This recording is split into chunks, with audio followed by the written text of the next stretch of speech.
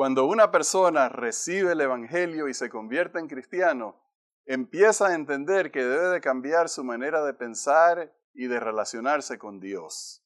Debe de ir aceptando, incorporando aquellas cosas que Cristo enseñó y que sus discípulos enseñaron acerca de la persona de Dios.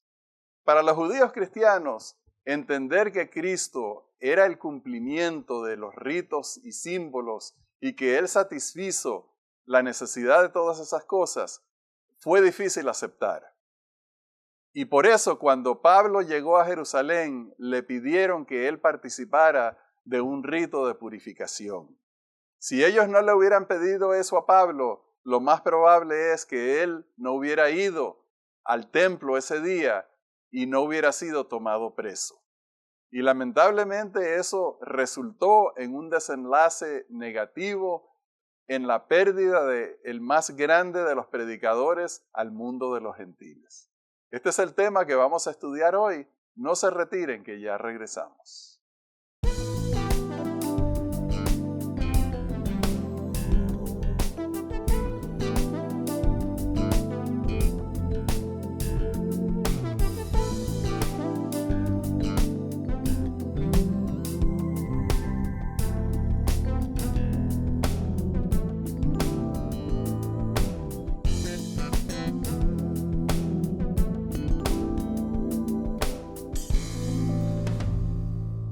Hola queridos hermanos, bienvenidos a Perspectiva Bíblica. Estamos contentos de volver a estudiar el libro de Hechos. Hola querido hermano, qué gusto, qué placer volver a estudiar la Biblia. Gracias Rafael, es un privilegio y un honor abrir la palabra de Dios. Amén. Pedimos la presencia del Altísimo. Amante Dios, humildemente venimos delante de ti, implorando tu presencia en nuestra lengua, en nuestro medio, que podamos alabar tu nombre y honrar al Espíritu Santo. Amén. Amén. Cuando Pablo llegó a Jerusalén, al día siguiente se reunió con Santiago, con Pedro y los demás apóstoles y ancianos y comenzó a relatarles todas las cosas maravillosas que él había visto de conversión de gentiles y judíos en Asia, en Macedonia y en otras partes de Europa. Y el siguiente pasaje nos da la reacción de estas personas a su reporte. Cuando ellos lo oyeron, glorificaron a Dios y le dijeron: ya ves, hermano, cuántos millares de judíos hay que han creído y todos son celosos por la ley. Pero se les ha informado en cuanto a ti, que enseñas a todos los judíos que están entre los gentiles a apostatar de Moisés, diciéndoles que no circunciden a sus hijos ni observen las costumbres. ¿Qué hay, pues? La multitud se reunirá de cierto, porque oirán que has venido. Haz, pues, esto que te decimos. Hay entre nosotros 4 hombres que tienen obligación de cumplir voto. Tómalos contigo, purifícate con ellos y paga sus gastos, para que se rasuren la cabeza y todos comprenderán que no hay nada de lo que se les informó acerca de ti, sino que tú también andas ordenadamente guardando la ley. Entonces Pablo tomó consigo a aquellos hombres y al día siguiente, habiéndose purificado con ellos. Bueno, entonces este pasaje nos da la bendición de entrar en esta reunión íntima de Pedro con los apóstoles, con Santiago, con otros ancianos. Una de las cosas que vemos aquí es que ellos, después de escuchar este reporte, estaban muy enfocados en el tema del cumplimiento de la ley de Moisés. En otras palabras, es como que no apreciaron el milagro, el poder de Dios manifestado en la ganancia de tantas, voy a decir miles y miles y miles de personas de los gentiles al Evangelio, sino que estaban preocupados por este tema de guardar la ley de Moisés. Estaban muy enfocados en eso y la reputación y el impacto, como que si lo demás no importaba, porque esos son gentiles, sino que lo que importa es que queremos que sepan que tú no les estás enseñando a desobedecer la ley de Moisés. Que no le está enseñando a desobedecer la ley de Moisés a los judíos. A los judíos, sí. En otras palabras, ellos reconocen que hay dos maneras doctrinales en la iglesia cristiana primitiva. Una es para los judíos y otra es para los gentiles. Una enseñanza clave que sacamos de estos textos y de este capítulo es esta diversidad doctrinal. Y cuando digo diversidad doctrinal me refiero específicamente a lo que ellos están hablando. No estoy imponiendo ninguna otra cosa. No estoy leyendo nada más, sino lo que está escrito. Y está escrito que hay unos cristianos judíos en Jerusalén y a través de todo el imperio romano que guardan la ley de Moisés. Hemos de entender que decir guardar la ley de Moisés se refiere a todo el texto del Antiguo Testamento. No se refiere a una porción limitada de ello. Posteriormente se ha aplicado a divisiones que no existen en el léxico y en la teología de los hebreos. Pero volviendo al texto, el hermano Pablo entra como el eje de esta dualidad doctrinal y él está siendo usado por los dos lados para arguir su posición. En eso estamos de acuerdo, que Pablo es el eje que arguye si va a prevalecer una sola manera de interpretar o si va a haber dos maneras de interpretar el texto bíblico. Johnny, esos ritos de purificación no los entendemos muy bien porque no son enfatizados en la iglesia cristiana. Sin embargo, aparecían bastante hasta en el Evangelio y en otras partes de la Biblia. Por ejemplo, antes de presentar a Jesús en el templo, se purificaron. Aquellos famosos cántaros que Jesús mandó a llenar para convertirlos el agua en vino, eran cántaros para la purificación. Son bautismos, es bautismo. Ellos tenían un lugar para bautizarse. El bautismo judío no era de una vez, era cada vez que era necesario para prepararse para adorar a Dios. Sí. Y también, por ejemplo, cuando sanó a uno de los leprosos, le dijo, ve y cumple la purificación. O sea que era una costumbre bastante arraigada y parte de su práctica religiosa de purificarse para acercarse a Dios.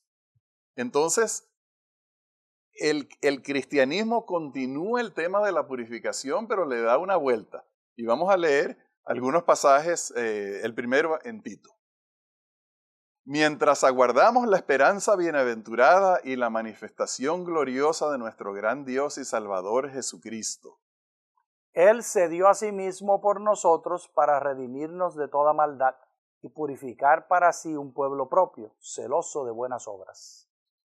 Y en Juan dice, pero si andamos en luz, como Él está en luz, tenemos comunión unos con otros, y la sangre de Jesucristo su Hijo nos limpia de todo pecado. Si decimos que no tenemos pecado, nos engañamos a nosotros mismos, y la verdad no está en nosotros. Si confesamos nuestros pecados, Él es fiel y justo para perdonar nuestros pecados y limpiarnos de toda maldad. Amén. Entonces, el Nuevo Testamento no es que no crea en la purificación, pero no necesita ritos de agua porque la purificación ahora la ha hecho Cristo. O sea, Él es el cumplimiento de esos ritos simbólicos de purificación porque su sangre y el perdón de los pecados constituye la limpieza de nuestra maldad mucho más efectiva que lavarnos físicamente con agua. ¿No será, Rafael, ayúdame, no será que otra manera de decir lo que tú estás diciendo sería, y corrígeme si no estás de acuerdo, por favor, que los ritos de purificación del Antiguo Testamento son traducidos al Nuevo Testamento en las epístolas de Pablo en particular, a un solo rito que es el bautismo? Porque el bautismo no es otra cosa que un rito de purificación. Sí. Entonces no es Sí. que se eliminaron los ritos de purificación, es que se cambiaron de múltiples por uno. Sí, bueno, yo también veo que esto es una cuestión de fe, Johnny, porque todos nosotros somos pecadores continuos. O sea, nosotros pecamos todos los días y varias veces al día. Si creemos en en lo que ha hecho el pecado en la vida del ser humano, tenemos que aceptar que somos pecadores continuos, a menudo frecuentes y consistentes. Y entonces, por lo tanto, necesitamos la purificación, la limpieza, a menudo, consistentemente. Entonces, no es que nos vamos a ir a bautizar todos los días y varias veces No, al día. nos vamos a lavar los ¿Sí? pies en la Santa Cena. Tampoco es que nos vamos a lavar los pies en la Santa Cena todos los días. Cada vez que hay Santa Cena. Bueno, sí, cada vez que hay Santa Cena, pero entonces la purificación ha sido transferida a lo que Cristo hace por nosotros, que es el perdón de los pecados. Y los símbolos son el bautismo y el lavamiento de los pies. Y también es una realidad que cuando yo confieso mis pecados, Él es fiel y justo para perdonarme mis pecados y limpiarme de toda maldad. Por lo tanto, no necesito ir a un templo a purificarme. Pero sí necesito lavarme los pies en la iglesia y bautizarme. Eso es un símbolo. Sí, eso es un símbolo. Pero entonces el problema no es Ajá. que se eliminaron los símbolos. El asunto es que se cambiaron los símbolos. Sí, bueno, pero entonces yo quiero irme a Pablo, porque estamos la tesis aquí es Pablo, y déjame poner el siguiente versículo. La tesis aquí es Pablo porque Pablo fue enviado por los ancianos y los apóstoles y los ancianos a purificarse. Pablo pudo haber dicho, miren hermanos, honestamente yo no necesito ir al templo a purificarme porque la sangre de Jesucristo me limpia de toda maldad. ¿Y por qué tú piensas que no lo dijo? Porque fue y lo hizo. Por eso, pero ¿por qué? ¿Porque él era hipócrita o porque él creía en la necesidad de hacer lo que estaba haciendo? Bueno, mira, yo no puedo llegar hasta ese punto. Yo lo que sé es que él complació. Yo no he dicho esa palabra en tantos años que ni sé si la estoy diciendo bien. Y yo no te puedo corregir porque no sé. Él complació el pedido que le hicieron y se fue al templo a hacer las purificaciones. De que si él sabía o no que eran innecesarias, yo creo que sí. Bueno, ahí es que está la opinión, que hay diversidad. Yo sugiero que él pensaba que eran necesarias y que él creía que era parte de su adoración, porque él era judío. Y él nunca predicó a los judíos dejar el judaísmo. Él predicaba a los gentiles no seguir el judaísmo. Bueno, entonces vamos a avanzar porque tenemos que ir al siguiente pasaje. Correcto. Toda la ciudad, esto es una vez que vieron a Pablo ahí en el templo y lo agarraron. Toda la ciudad se alborotó y se agolpó el pueblo. Apoderándose de Pablo, lo arrastraron fuera del templo e inmediatamente cerraron las puertas. Ay, intentaban ellos matarlo cuando se le avisó al comandante de la compañía que toda la ciudad de Jerusalén estaba alborotada. Este inmediatamente tomó soldados y centuriones y corrió a ellos. Cuando ellos vieron al comandante y a los soldados, dejaron de golpear a Pablo. Entonces, llegando el comandante, lo prendió y lo mandó atar con 2 cadenas y preguntó quién era y qué había hecho. Yo leo este pasaje y me da tristeza, Johnny, Mucha tristeza. Porque en mi interpretación, número 1, Dios le había dicho a Pablo, mira, si tú vas para allá te van a tomar preso y mira, no te va a ir bien, te vas a perder la vida. Y Pablo en su terquedad, en vez de tomar la advertencia, fue para allá y sin ninguna necesidad de irse a purificar, fue y se purificó y aquí está el resultado. Está preso, está en manos del enemigo, justo como lo quería el diablo. Cuando el diablo oyó, tú vas a ir a purificarte, bueno, espérate que déjame poner a todas mis piezas allí para recibirte, porque yo te voy a dar la recepción, Pablito. Y eso fue lo que pasó. Yo estoy de acuerdo en todos los razonamientos que has dicho, con excepción de una frase. Si era necesario o no purificarse. Sí era necesario. Eran judíos que habían hecho una promesa, según Números el capítulo 6, de Nazareato. Y eso era aceptado y estaba en vigencia porque nunca se le pidió a los judíos que abandonaran el judaísmo. Así que Pablo estaba haciendo lo que demandaba el Antiguo Testamento. Y estaba bajo la ley de lo que la iglesia de Jerusalén aceptaba como norma. Ahora, yo me voy a ir un poquito más atrevido a juzgar a Pablo en el sentido de que Pablo se sentía como que él había sobrevivido tantas cosas, hermano.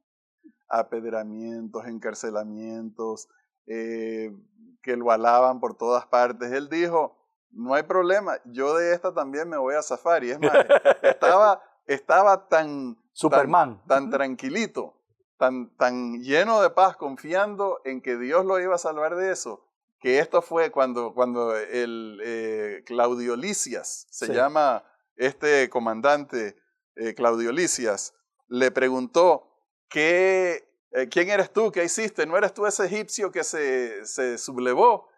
Pablo le dice a él lo siguiente, vamos a leer el versículo 39.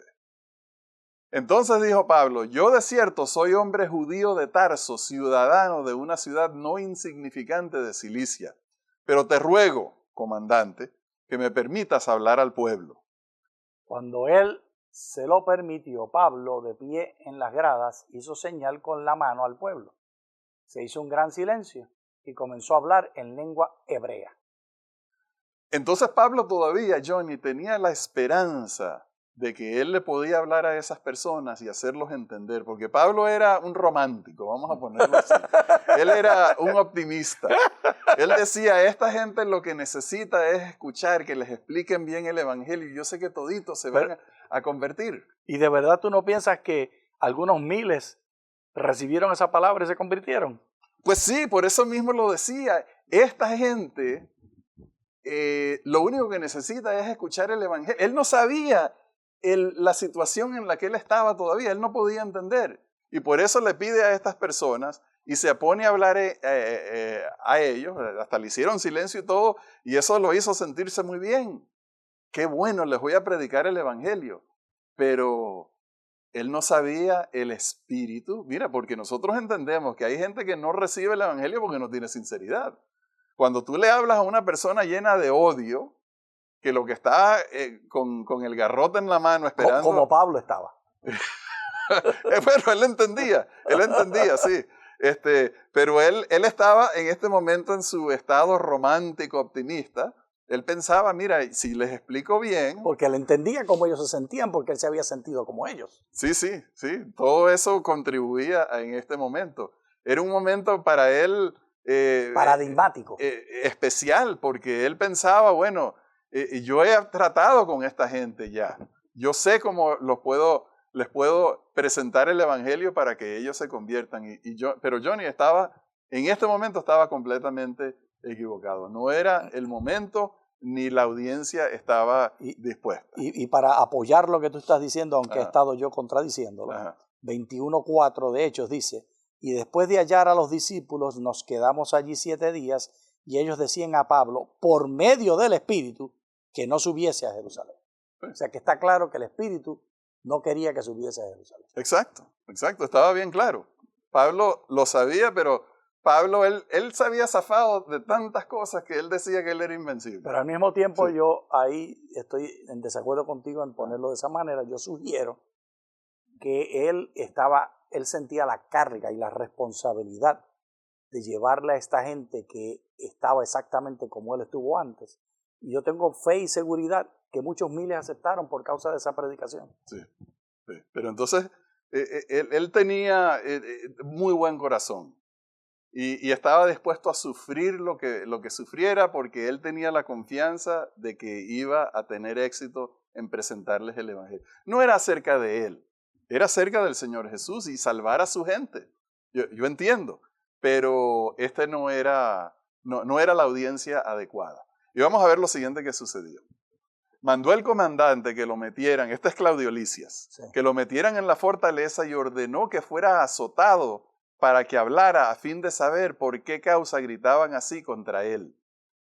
Pero cuando lo ataban con correas, Pablo dijo al centurión que estaba presente, ¿os está permitido azotar a un ciudadano romano sin haber sido condenado? Bueno, este es el Pablo que a mí me hubiera gustado ver en Asia rumbo a Jerusalén. En otras palabras, un hombre listo que conocía sus derechos y conocía lo que se debía hacer y lo que no se debía hacer. Y él debió haber pensado, bueno, no es bueno irse a Jerusalén. Si la cosa está tan difícil acá y Dios apenas me ha podido proteger, bueno, lo estoy diciendo mal, Dios me ha protegido de tantas cosas. Voy a ser prudente y no voy a ir a la cueva del lobo, no sea que me muerde y me mate. Aquí Aunque él había dicho que yo estoy dispuesto a morir por el Señor Jesús y a sufrir lo que sea, cuando vio que le iban a caer a palos, él dijo, hey, un momento, ciudadano romano, y sacó su pasaporte para demostrarlo. Bueno, estoy hablando No, debía ser en lo figura, lo que tenía. porque él sabía que no había ningún romanticismo, ningún mérito en sufrir una paliza que legalmente no le correspondía. Al mismo tiempo, yo sugiero que lo que está sucediendo está bajo la dirección del Espíritu Santo, porque la pregunta primaria sería entonces, ¿cómo dirige el Espíritu Santo? Una manera de visualizarlo es que hay una sola manera de actuar que Dios tiene, que Dios ya predestinó. Otra manera de visualizarlo es que Dios y el ser humano están en negociación. Yo sugiero que el espíritu de Pablo, es decir, la persona de Pablo y el Espíritu Santo estaban en negociación. Y el Espíritu Santo abraza para su obra de salvación las acciones de Pablo. Y si no tuviéramos, si él no llega a ir a Jerusalén, no tendríamos el capítulo 21. Y sin el capítulo 21 no hubiéramos entendido que la iglesia cristiana tenía dos doctrinas, dos formas de adoración y estaban bajo una sola sombrilla de salvación. Bueno, si no hubiéramos tenido este capítulo 21, hubiéramos tenido un capítulo 21 donde Pablo predicaba por toda Italia, rumbo a Roma, y cuando veía la cosa difícil se hubiera embarcado hacia España, y tuviéramos otros capítulos muy hermosos. Y ese es hipotético y el ¿Sí? mío es real. Bueno, esta hubiera sido una realidad también. Sí. Hipotético. Sí. Pero entonces, mira, yo veo que Pablo sufrió una transformación ya cuando está prisionero y ve el odio de las personas y ve que le van a caer a palos ahí en la fortaleza, que él dice, bueno, un momento, ciudadano romano, y se salva de esa, pero entonces Claudio Lisias, el comandante, lo lleva a una cosa que llaman el concilio de sacerdotes, donde estaban los fariseos y los saduceos ahí.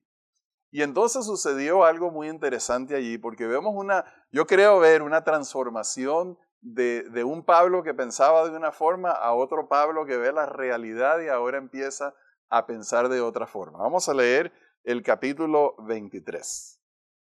Entonces Pablo, mirando fijamente al concilio, dijo, hermanos, yo con toda buena conciencia he vivido delante de Dios hasta el día de hoy. Así comenzó. Y él iba a hablar muchas cosas, pero vino el versículo 2. El sumo sacerdote Ananías ordenó entonces a los que estaban junto a él que lo golpearan en la boca. Entonces Pablo le dijo, Dios te golpeará a ti, pared blanqueada. ¿Estás tú sentado para juzgarme conforme a la ley y quebrantando la ley me mandas golpear? Yo pienso, Johnny, que esta fue la pérdida de la inocencia de Pablo. Cuando él empieza a dar su discurso y ve que la mandan a golpearlo en la boca, él se da cuenta, aquí no hay justicia. Esta gente está endemoniada, esta gente no está con sinceridad tratando de resolver este problema, de ver qué es lo que yo estoy predicando. No, esta gente me quiere matar. Pero él no debió llegar allí. Por supuesto, pero ya que está ahí, Johnny, entonces él se da cuenta de todas estas realidades y dice, no debe haberme venido a Jerusalén, pero ya era muy tarde. No, eso no es lo que él debió. Es lo que él está diciendo, lo que debió haber dicho fue, yo no tenía que venir a ser juzgado por esta partida sinvergüenza. Yo tenía que haber sido juzgado por los romanos, como dijo cuando habló con el comandante. Sí, bueno, eso venía más adelante, pero yo creo que él... O sea, él no necesitaba ir allí. De acuerdo a la ley romana, necesitaba. Eso fue por orgullo de él que se metió en esa boca de lobo. Yo pienso que todavía en ese momento Pablo pensó, ay, les voy a poder predicar y yo sé que me van a entender, yo sé que me van a recibir, pero cuando lo mandan a golpearle la boca, él dice, no, estos endemoniados, están endemoniados. Al mismo tiempo, alguien se convirtió por eso, porque la sangre de Cristo nunca regresa vacía. Alguien de los que estaba allí aceptó al Señor Jesús por la presencia de Pablo. Bueno, yo creo que ellos vieron ahí, este es un carácter fuerte de Pablo, por eso es que lo odiaban tanto, porque Pablo, cuando a él lo enfrentaban, y no lo podemos leer en el libro de Hechos porque no aparecen esos pasajes, pero eso era lo que estaba. Pablo era un hombre de fortaleza, y él sabía contestar y rebatir. Si él le decía Dios te va a golpear a otras personas, no lo sabemos, pero aquí lo dijo porque era un hombre de fortaleza. Y cuando se le permitió volver a hablar, entonces ya Pablo, ya él no tenía interés de compartir el evangelio. Vamos a ver lo que dijo en los siguientes versículos. El versículo 6. Entonces Pablo, notando que una parte era de saduceos y otra de fariseos, alzó la voz en el concilio. Hermanos, yo soy fariseo, hijo de fariseo. Acerca de la esperanza de la resurrección de los muertos, se me juzga. Y Pablo dijo eso, Johnny, con toda la intención. Y era la verdad, porque la resurrección de Jesús. Sí, pero era la intención de acabar con ese circo, porque ahí no había justicia. Ahí no se le quería escuchar a él. Él ya no intentó predicarles el evangelio. Él dijo eso para ponerlos a ellos a discutirse. Pero tú, sé un poquito más generoso. ¿Qué? Esa es su manera de predicar el evangelio. Cuando convirtió el conflicto en un conflicto sobre la resurrección, es la resurrección de Jesús que es el centro de nuestra promesa y de nuestra esperanza. Hoy en día en el cristianismo enfatizamos más la cruz que la resurrección, pero en el tiempo de Pablo lo que se enfatiza no es la cruz, se enfatiza la resurrección. Sí, pero bueno, yo lo veo no tanto como él quería predicar el evangelio, sino que él quería ponerle fin a eso. Porque si él hubiera querido predicar el evangelio, se hubiera ido por otro camino. Hubiera empezado a hablar de cómo Jesús cumplió las promesas y todo eso, y luego, ya al final, cuando se le estaba acabando la historia, hablar de la resurrección. Pero él entró de una vez con la resurrección sabiendo que los saduceos iban a enojarse con eso porque no iban a poder aceptar eso. Eso era parte de su ADN, rechazar la posibilidad de la resurrección. Y tenemos que ver un último versículo. El versículo 11 porque es maravilloso. Sí. A la noche siguiente se le presentó el Señor y le dijo, ten ánimo, Pablo, pues como has testificado de mí en Jerusalén, así es necesario que testifiques también en Roma. Aquí yo veo la ternura de Dios. Gloria sea el nombre del Señor. Exactamente, porque Johnny, ¿cuántas veces nosotros nos hemos visto que hemos metido la pata? Que todo nos salió mal. O sea, teníamos buenas intenciones, fuimos a Jerusalén, allí todo nos salió mal y nos vemos que ya no tenemos libertad, que Dios nos metieron presos y ya más nunca voy a salir, y pensar que Dios me va a rechazar también porque desobedecí la voz del Espíritu Santo. Pero Dios le dice a él, ten ánimo, vas a testificar por mí en Roma. Y yo me imagino a Pablo, de veras, como todavía sirvo para algo, todavía tú me puedes utilizar. Y no solamente así, Johnny, Pablo se sentía triste de que todas esas profecías que él había dicho, que vendrían lobos rapaces a las congregaciones, que vendrían personas a engañarlos, ahora él no iba a estar presente para protegerlos, pero Dios lo utilizó para escribir cartas, para enseñar doctrina, para aclarar puntos confusos y edificar a la iglesia. Es que nunca fue Pablo, Rafael, siempre fue el Espíritu Santo.